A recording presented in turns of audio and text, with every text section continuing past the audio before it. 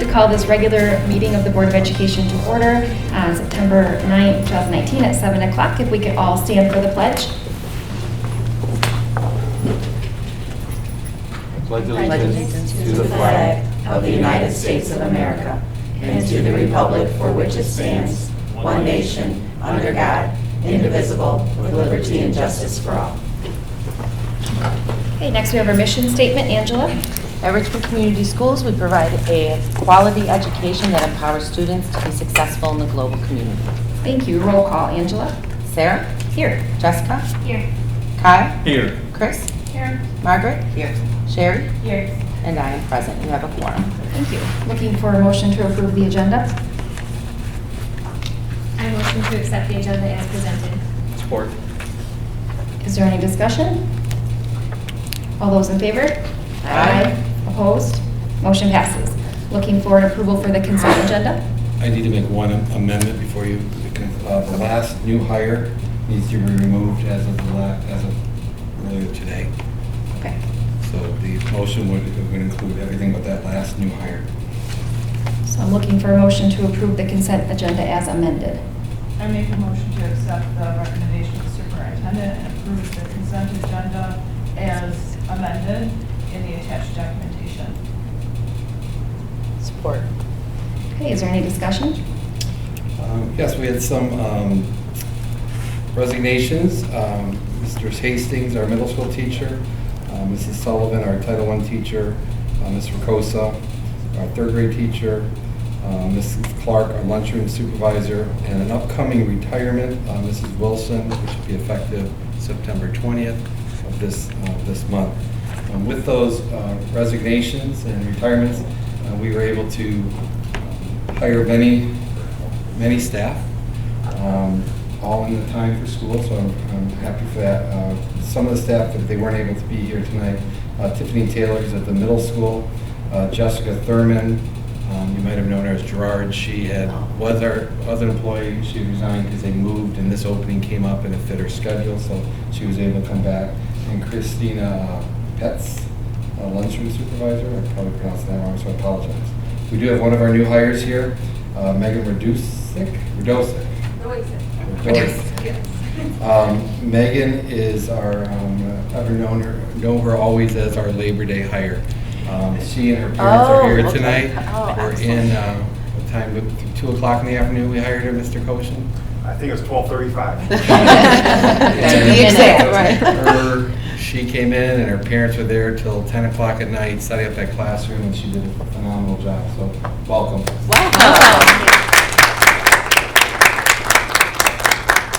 Thanks to Mom and Dad, too. Yeah. Great work. Lucky girl. Yeah.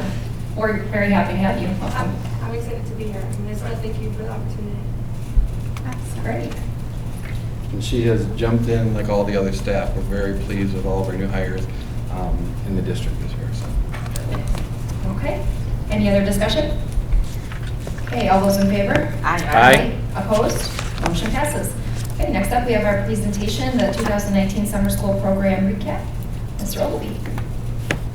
Mr. Ogilvie was our summer school coordinator, so he coordinated all the various programs that we offered this summer. So I'll turn it over to you. Thank you. For those of you that don't know me, my name is Joe Ogilvie. Like Ms. Walmsley said, I'm a summer programs coordinator. So what I have for you tonight is just a quick overview, real rough, of what we did all summer over at the Lee School. It was a little bit different this year than in years past. This year we streamlined quite a bit. It was a little bit more efficient the way we did things.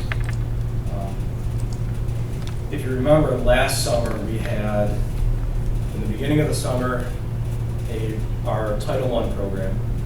And then in the middle of the summer, we had a program run by the ISD. And then at the end of the summer, we had our second part of the Title I program. This summer, we focused solely on the ISD summer programming, which really helped us out, streamlining what there was a lot of movement. Kids didn't know what to take last summer. And then there were students that were there, frankly, all summer. So they didn't really get too much of a break, which students need. So just kind of an overview, the nice thing about the ISD summer programming is the ISD provides all material and lesson planning ideas. So there's no cost to the district through that. The ISD also gave the teachers PD with lesson plan ideas, especially with the science and literacy program. They ran through all of the experiments from start to finish. And then all of the staffing and all of the materials were paid by the ISD. So all the teachers received their checks from the ISD. So the program, with the exception of building usage and busing, really is a nice program for us to run. The students came at 8 o'clock in the morning. The buses dropped them off in the bus loop, and then we're fortunate enough to have the meet up and eat up. So all the students would come in and eat at the meet up and eat up, and then they'd go to class, and then they'd come out of class at lunchtime, go to the meet up and eat up, and then finish up their day, and the buses would take them home. We had the most we've had ever since I've been doing this for 3 or 4 years. We had the most sign-up. We had 88 students through the whole program, which for a summer program is pretty remarkable. It ran from the second week in July to the first week in August. So there are a couple different programs that run from the ISD. There's Kinder Connect, which is one of two options. You can have preschool-age children moving into kindergarten, or kindergarten children who need a little bit of shoring up before they go into first grade. And then the first fundamentals is the same program. Kindergarten going into first grade or first grade, kind of shoring up some of those skills.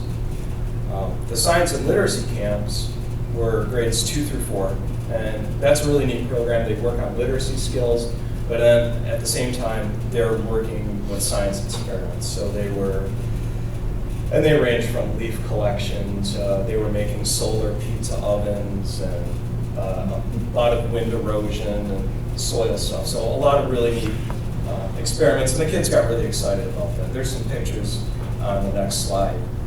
This year we introduced the middle school math mindset program. So we had middle schoolers in the building as well. And that program was designed to get middle schoolers to kind of think about math in a different way. Instead of always trying to find the right answer, trying to find different avenues to the right answer, and kind of being creative in how they thought about math. The students seem to like it. They're middle schoolers, so getting them there in the summers, a little tough sometimes.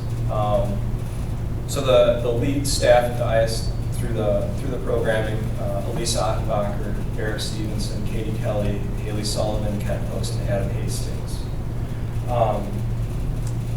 Anecdotally, parents were thrilled with the program. We got a bunch of good reports. Kids were coming home, and they were actually looking forward to coming back the next day in the summer. So that was nice. And then we had a couple visits last summer. The ISD always comes out and checks to make sure that we're running things appropriately and looking at the facilities and stuff. Last summer we had a couple visits. It was our first summer doing it. And then this summer they came in, they saw how everything was set up, and they said they were very impressed with our facilities, with our organization, and they were very happy with what we were doing here. The data from last year, I spoke with the director at the program, and she was very impressed with how much we've improved over the summer for our students. We're still waiting for the hard numbers for this year. I don't think they finished going through them yet. Mr. Walmsley, I think they'll email them to you when we get those. Other than that, it went extremely well. It was well attended, and probably will only grow from here, hopefully. So there's a couple pictures, just of different science experiments. Most of these are from the science and literacy program. Oh, I had another one. There's only one. So, but that's it.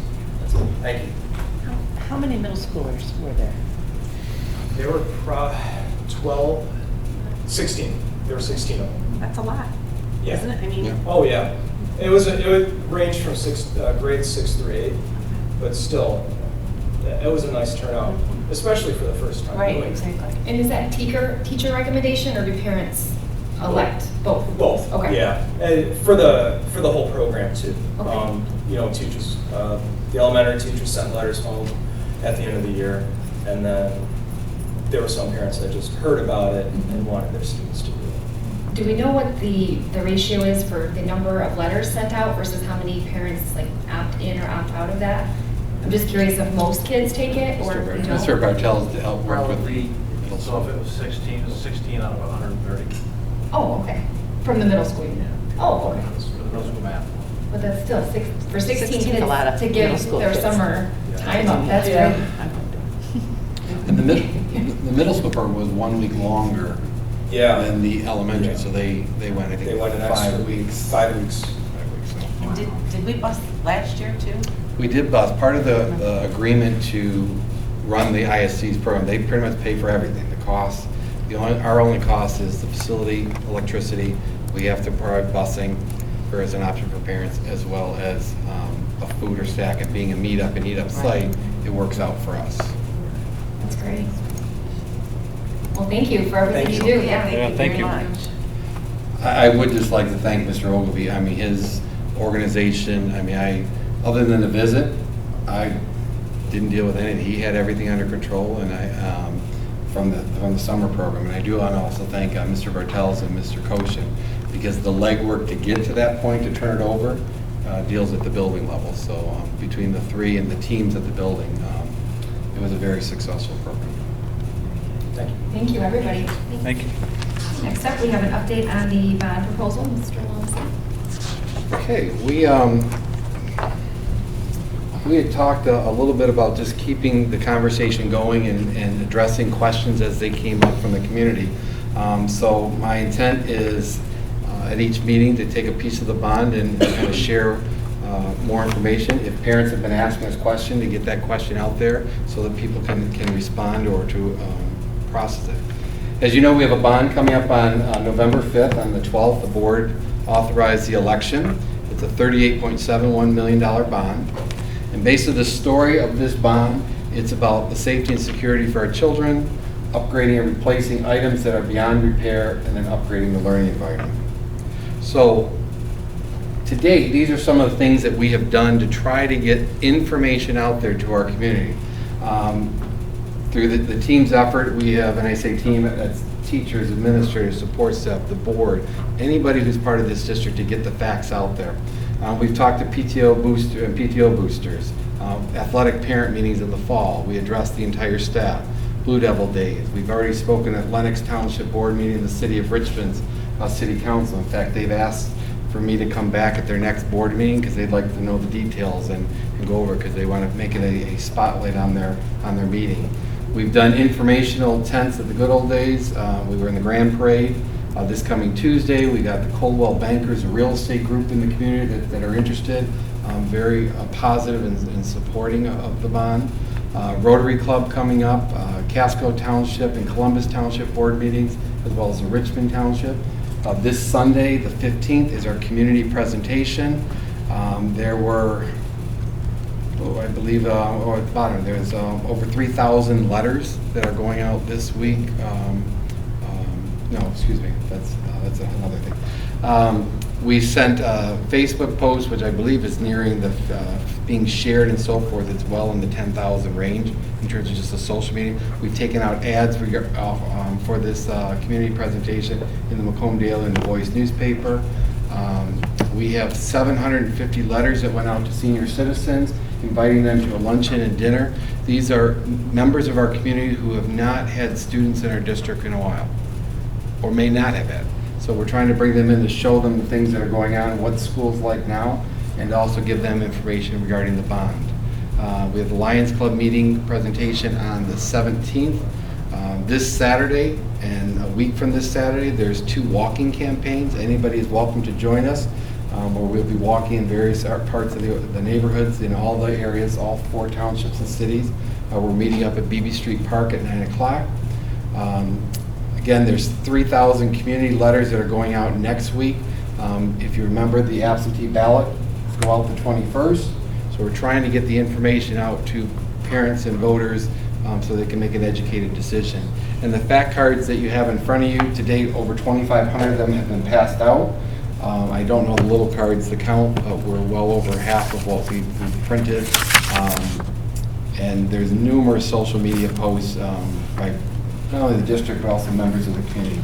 So this is our continued campaign to get the facts out there and promoting people going to the website for more information.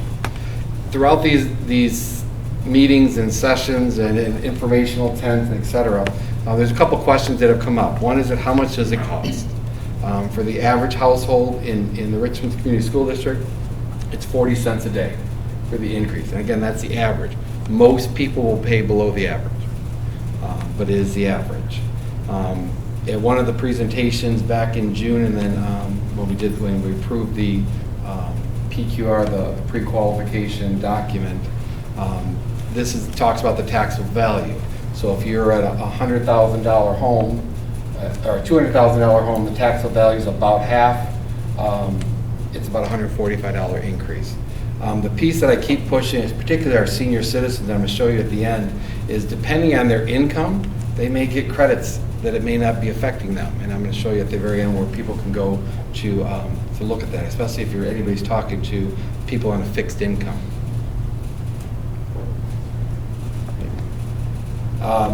Some of the questions I've received, are you getting all the money at once? And the answer is no. There are 3 series in this bond. One series is being sold, assuming the bond passes November 5th. The first series will be sold approximately in January, February of 2020 for about $24 million. The next series is in 2021, and the next series is in 2024. And the purpose of this was to minimize the increase in what we would pay in interest rates over the life of the bond, and to save ultimately the taxpayers money. To get to that 38.7 million, this was the best scenario. The actual total, when you include the interest we'd make off these bond sales, the total bond projects is $38.985 million. But we're asking the voters for the 38.7. So some people have been reading on the website, they'll see that discrepancy. And the reason is because we'll be gaining interest when we sell those bonds until we start paying the bills for the construction. One of the questions, and I believe it came in, Mr. Koshin got this question answered, is they want to see when the bond will be paid off. This chart illustrates in the blue where the current debt millage, the existing debt, and the red, or the turquoise, or excuse me, not turquoise, burgundy, I don't know where I got turquoise from, sorry. The burgundy represents the November 5th election, and it's a 1.45 increase over the current rate, and then you'll see it's being paid out over the years. In 2027, there's a dip in the millage rate, and then there's a larger dip come 2028 in the millage, and then so forth each year after that.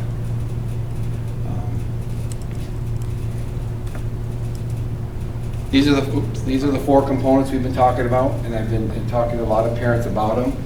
We have signs in all the buildings, but one of the things I want to talk about, because I've been getting this question, not a lot, but it's enough to make it a part of this presentation, was the actual roof. What part of the roofs are being fixed? Ceilings, floors. So when you look at Lee Elementary School, that's the existing building.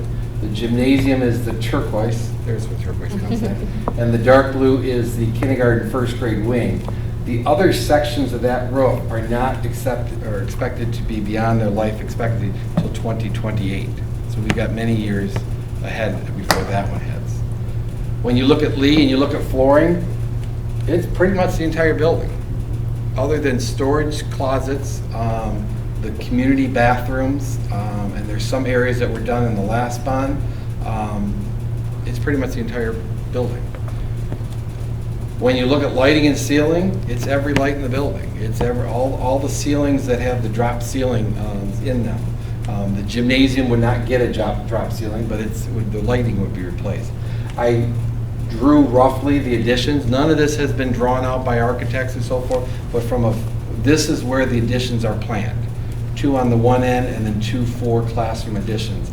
And I put that in quotations because when we look at the preschool, again, we haven't gotten into the details on the actual drawings and all that, but conceptually, we want to have it multi-purpose for preschool, multiple uses for that facility. So maybe it's a collapsible wall that could be open to a common area, or it could be a non-collapsible wall which has 2 classrooms on it. So these are just some of the items. When you look at middle school, these signs are posted. Actually, I got to get them back posted because we borrowed them for the informational intent. But the middle school, and this is a little, I think I stretched too much, but it's basically half of the building. It's this part in gray was done on the last bond. And if you go into, it's pretty much kind of the office area, media center, the 300, 400, and 500 wings of the middle school, which would be basically all the classroom spaces. When you look at flooring, it's pretty much the entire building on flooring except gyms, locker rooms, and again, community bathrooms, boiler room areas, some storage room areas. And again, even that depending on the renovations. When you look at lighting and ceiling for the middle school, it's the entire building. There's a couple areas I highlighted on here. One is, I can't really point, but on the bottom part right above the middle school, that's the art / kind of weight room concept renovation. At the one on the top, which is next to door, I think it's 19, that's the current weight room, renovating that area. You see where the current office is, could eventually be two classrooms, combining part of the media center and redesigning the media center at the middle school. The part in the bottom, right next to the right of the words Richmond Middle School, is the office, redesigning the office so that there's an entranceway, a vestibule that forces people into the office rather than the current. And then there's a classroom at the very top right. That is currently a book storage room, which we're going to be going through and looking what we currently have in those rooms. But that will be updated so that it becomes a workable classroom. When you look at the high school, again, there's multiple things at the high school, but when you look at the roofs of the high school, it's the auditorium wing, it's the gym, it's the cafeteria, mini gym. This area, and you can see literally, and this is not staged, we have a leak here that just started right before Labor Day, so this is definitely a need. This roof was put in '96 bond, so you're almost well over 20 years for the life expectancy of this roof. So, and then when you look at flooring, there's a lot of the flooring is basically the entire building. What's not covered are the current gym floors. The stage area. There's some areas that we just renovated, such as the school store area, the culinary arts room, the new science edition wing, and so forth. Those aren't part of the existing bond, but those basically it's the flooring for the entire building. Carpet in the auditorium, the lobby, all the hallways, etc. Then when you look at lighting, it's basically the entire building. The new lighting was put in for the culinary arts room and as well as the school store area and the auditorium. In the last bond, we replaced the lighting in the auditorium. So you can see the magnitude of it. Again, the concept for the addition on the gymnasium would be right by the existing gym down that hallway, connecting them together is conceptually. Then if you've been to one of the home football games or soccer games, you've seen this sign as you walk in the vestibule. It talks about the items that are going to be done with the athletic complexes. But I think this is important when you look at the magnitude of the parking lots, roadways, etc. The colors really just represent the weight of the road and how much we have to, whether it has to be a more durable road, parking lot. You see the additional parking lot at the elementary school. Conceptually, that's where it would be looking. You see the blue area in front of the middle school. That's the additional parking lot at the middle school. You see the expansion of the parking lot behind the auditorium and so forth. So you can see pretty much every road parking lot is in this bond. In the welcome backs, I talked about what percentage of the bond goes where. This gives you a pie chart based on the 3 buildings and other, the elementary, middle, and high school. Most of the high school is, a good chunk of the high school is because athletics is built into the high school with the synthetic turf and the gymnasium addition. The other deals with busing, technology. It deals with the parking lot that's on the scope at the Roosevelt Civic Auditorium. But when you break it down into instructional versus non-instructional, or athletic versus non-athletic, it's about 10% of the bond is athletics. And that's looking at the synthetic turf, the gymnasium, the site work that's all required around that, the baseball and softball dugouts. There is some additional showcases in a line item in the bond and weight rooms at the middle school and high school. But that's the athletic component. So this is the one that keep pushing, and hopefully people remember. Absentee ballots go out the 21st. Anybody can vote absentee. You do not need a reason. You can vote absentee up until the day of the election, really. You can get your absentee ballot by going to any clerk at your township or city offices, but there's going to be a good chunk of ballots that will be cast right after September 21st, so that's an important date for us. With that, if there's any questions, I'm more than happy to answer them. Questions? All right, thanks, Brian. All right, moving on, public comment. This is a portion of our meeting where the audience can come and address the board. And 3 minutes to speak. It's not a question and answer period. If you'd like an answer back or a call back, you can leave your name and phone number, and I will get back with you. Is there anyone who would like to speak tonight?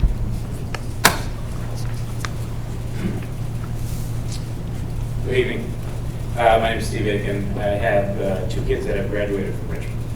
So first of all, I want to say thank you for pushing through the bond from your end, and I look forward to hopefully celebrating a passed bond here in the near future. The reason why I'm here, number one, as I stated, our kids have already graduated, but we still feel it very important.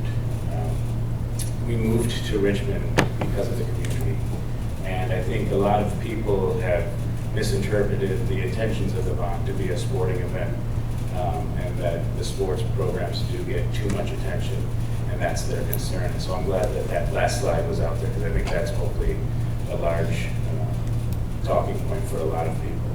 In addition to that, both my wife and I come from families who moved into the school districts that were probably, I can speak specifically for myself, it was out of my parents' price range, but the only reason they moved to where we lived, my growing up, was because of the school district itself.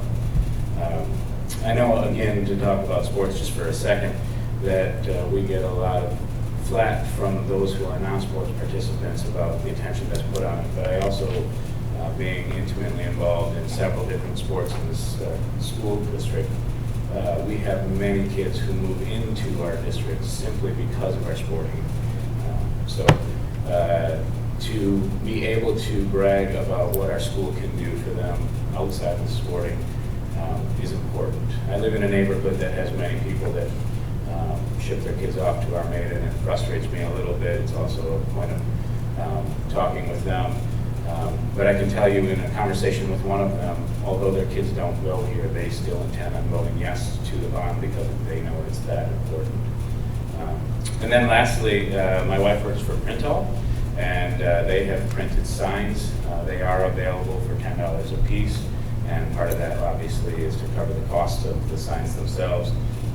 But anybody who is interested or able to and wants to promote the bond, those will be able to be picked up by Printall. I know several different programs involved with the school have donated money to make that happen, and I believe that the $10 cost is simply just to recover some of those costs, so it's not a hit on any of the programs that donate.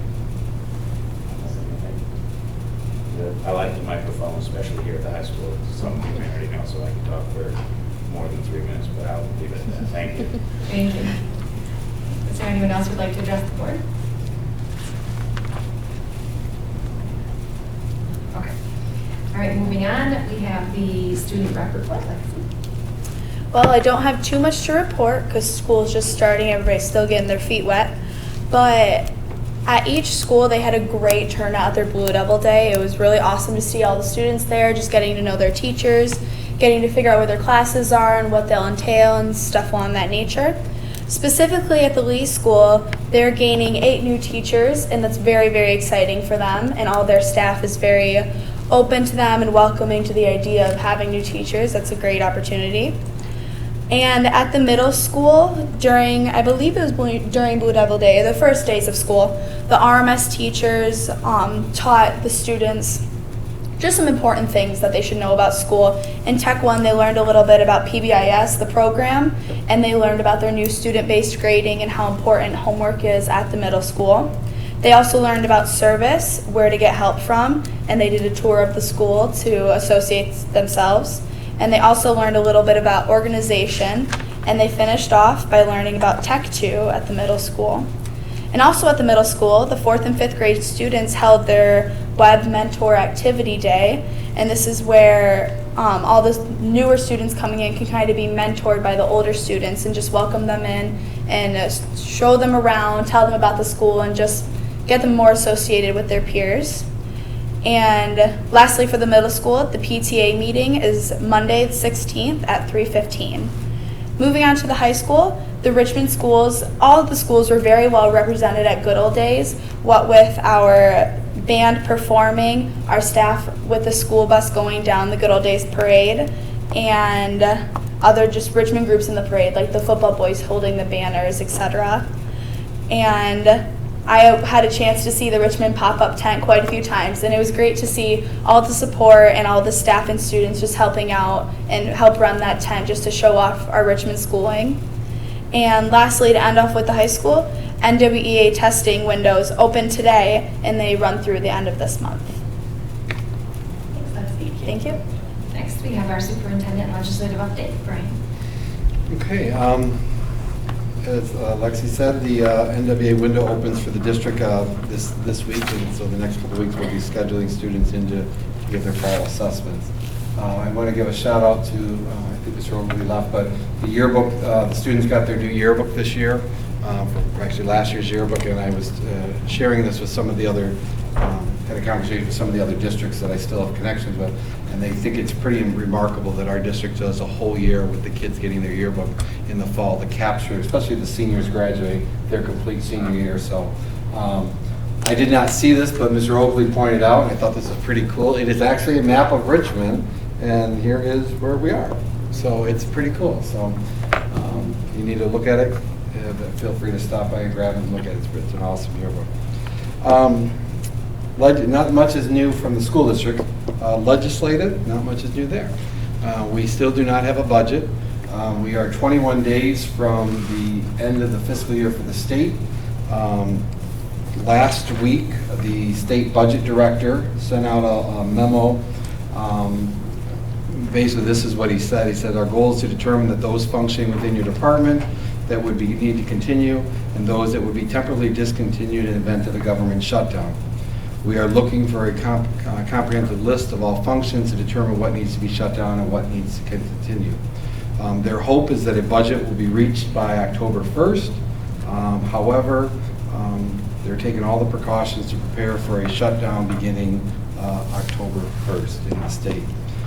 Last week, the Senate and both the House passed what was called a shell supplemental school aid bill, which basically has no line items and no budget, but allows them, as they're going through the process, to plug numbers in and to pass it that way. It's a little unnerving because you don't know what strings are attached to any of the money, but it's there. It only passed along party lines in the legislature. This week, Thursday, there is a hearing scheduled for budgets in the House and Senate to come out of conference committee. The plan is, what the rumors I should say are, is they're going to pass a budget without anything dealing with the roads being addressed. They're also in talk to having a continuation budget, which basically means a status quo. Means whatever we got last year, we get this year. Everything, which that is somewhat problematic because there were things that expired in last year's budget that if they're not reauthorized would set to expire that we're going to need to have to deal with and react to. One of the things, for instance, is Great Start Readiness. That's a state-funded budget.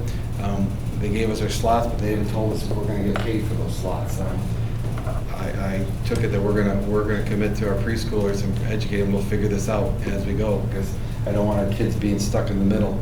I thought it was interesting. The Michigan School Business Associations put out a survey last week, asking how many districts passed the budget in June that called for some sort of increase per pupil funding. Anybody want to guess how many districts last June in the state of Michigan built their budget on more money from the state?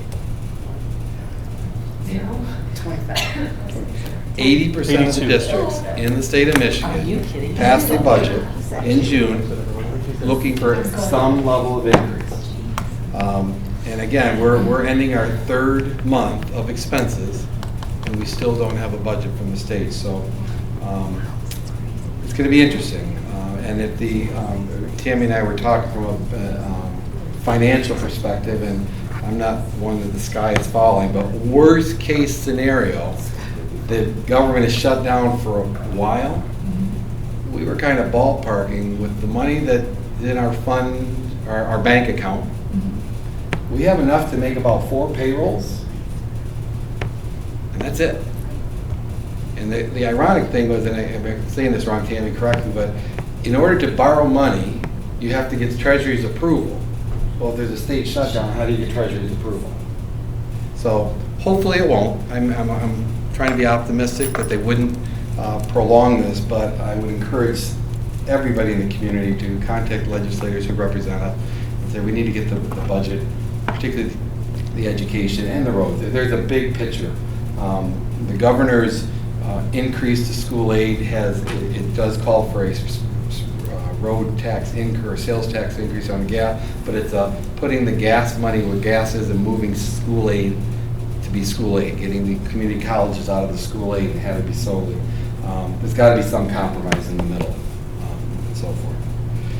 With that, the only bill that I know that's been introduced is House Bill 4689, which changes some restrictions on putting temporary barricades on classroom entrances. You probably say, why would you want a barricade on a classroom entrance? Last year, actually for 2 years now, the state allocated competitive grants for school safety for district.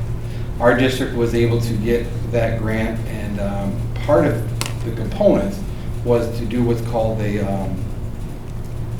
a door lock. It's a temporary device that if you were ever in a lockdown, there's an active shooter in the building. This device you drop into the door from the classroom side and you can't get through that door. Well, the state approved these grants, but the state law prohibits the use of these grants. So this bill was introduced to fix the disconnect in the law. And part of the regulations is if the district were to use this, they have to notify the law enforcement and fire department have to be part of the process. Staff you have to document training that you've done with staff, how to use them, etc. But I just find it ironic that they awarded grants on an item that you can't use because state law prohibits it. But anyways, with that, there is you might have received it in your email. It's called Behind the Scenes. The Michigan Association of School Boards is promoting it on September 25th.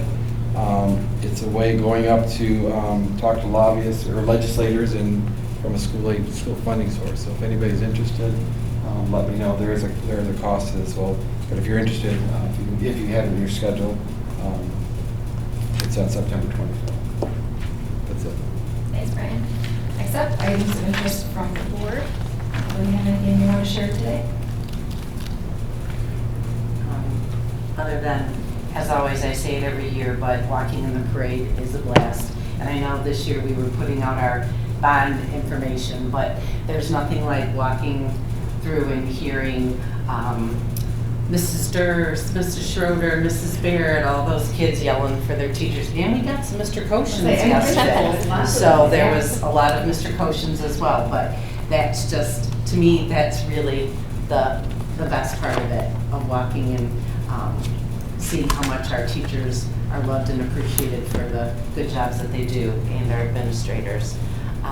And Lexi, you did a great job representing not only the community but the board out there this weekend. So thank you very much. Thank you for that. You made us look good. I actually had the state representative. I believe his name is Jeff Yarrow. I believe. Yep. Yeah, he came up to me and he said he knew me because of Miss Richmond, and we were talking to him a little bit. And he said, aren't you the student representative on the board? I said, yeah. And he goes, oh, here's my card. And he was talking to me about government and just about getting into those things. So it's definitely cool to have opportunities like that. Good deal. And I kind of wanted to echo the same thing. I just want to say thank you to all the staff who came out to walk in the parade with us. It is fun every year. There's so many kids and family, community members that come out and watch, and it's so fun to see them. I also like hearing them call all the names. So it was a great time. And then also, as Lexi said, the band did an amazing job playing on Saturday. They played on Thursday. The color guard, the one that do they were so fun to watch. I watched them during right before Little Miss, for the opening ceremonies. They did so good. So thank you to everybody who came out and contributed, and I think Richmond was represented very well. The band, the Saturday afternoon one, Yeah. especially, I talked to Mrs. Scheck, that was student driven. That was all their idea to do it, put it together, so, which I thought It was was even better. Yeah. So, And yeah. everybody loved watching them. Yeah, Because I was good. right in front of the barn for the whole thing, and it was great just seeing Yeah, them. it was. They were very, very into it, so Yep. thank you for everybody's help. I just wanted to say, Brian, you mentioned the yearbook, and I believe that a student is chosen to come up with the idea. And I believe it was Sydney Christensen. And I thought it was brilliant because it does have a map of Richmond, and it's got little town, big dreams. And I just thought the cover was. And it's on the back, I like the back too, not leaving. I thought that was pretty cool. I thought it was really nice. All right, anybody else have anything they'd like to share? All right, meeting adjourned, 7:41.